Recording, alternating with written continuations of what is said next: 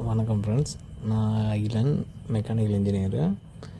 நம்ம மெக்கானிக்ஸில் சம்மந்தமாக வீடியோ போட்டு ரொம்ப நாள் ஆயிடுச்சு. இப்போ என்னோடய வண்டி என்னோடய வண்டி வந்து ஆயில் லீக்கேஜ் ப்ராப்ளமாக இருந்துச்சு.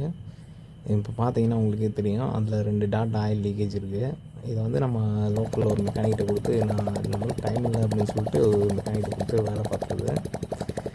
அது திரும்ப பார்த்திங்கன்னா சேம் ஆஸ் யூஸ்வல் அதே ஆயில் லீக்கேஜ் கம்ப்ளைண்ட் அப்படியே இருந்துச்சு. அவர் கிட்ட வந்து எல்லா பேக்கிங் எல்லாத்தையுமே மாற்றிட்டாரு.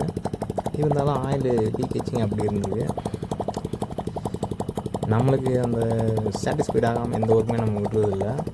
அவர் என்ன பண்ணிட்டாப்புலன்னா, இந்த சைட்லேருந்து அங்கே ஆப்போசிட் சைடுக்கு கேம் டோருக்கு ஒரு மூடி ஸ்ட்ரெயிட் போல்ட் ஒன்று வரும். அந்த போல்ட் வந்து ஸ்லிப் ஆயிடுச்சு.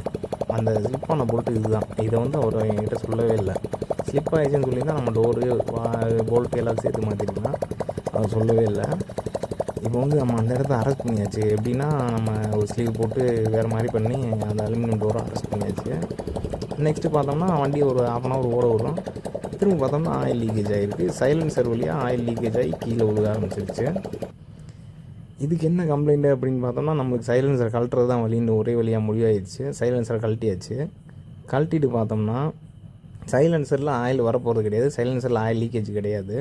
அதை ட்ரெயின் பண்ணிட்டு கழட்டி வெளியே எடுத்தாச்சு. அப்போ நம்ம பார்த்தோம்னா ஹெட்டில் டாப்பில் இருக்க வால்வ் டோரோட டைட் வந்து இல்லாமல் வச்சுருக்கிறாப்புல, கொஞ்சம் லூஸாக வச்சுருக்காரு. அதை நம்ம கவனிக்கலை.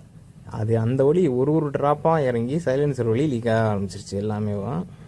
இது வந்து சும்மா ஒரு சின்ன டிப்ஸு தான். அவரை குறை சொல்லி ஒன்றும் சொல்லலை. அவங்க கொஞ்சம் அர்ஜென்ட்டுக்காண்டி வேலை பார்க்குறாங்க. இந்த மாதிரி இவ்வளோ ஆயில் லீக்கேஜ் ஆகிடுச்சுன்னா வண்டி வந்து அடுத்து இன்ஜின் சீஸ் ஆகிறது தான், வேறு வழி இல்லை.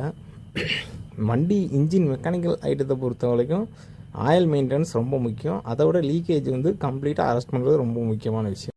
நான் ஒரு மெக்கானிக்கல் இன்ஜினியராக எனக்கு தெரிஞ்சது வந்து அவ்வளோவா நம்மளுக்கு ப்ராக்டிக்கலாக தெரியாது. நம்மளுக்கு இன்ஜினியரிங் கான்செப்ட் தான் தெரியும். அதனால் வந்து நம்ம கொஞ்சம் ஃபீல்டில் இறங்குனால அதோட ஐடியா என்னன்னு தெரியுது. எனக்கு தெரிஞ்சதை சொல்கிறேன்.